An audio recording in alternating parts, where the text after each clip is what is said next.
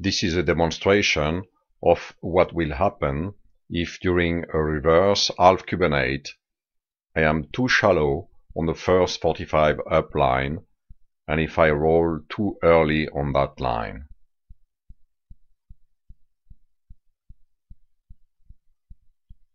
Being too shallow and rolling too soon on the line,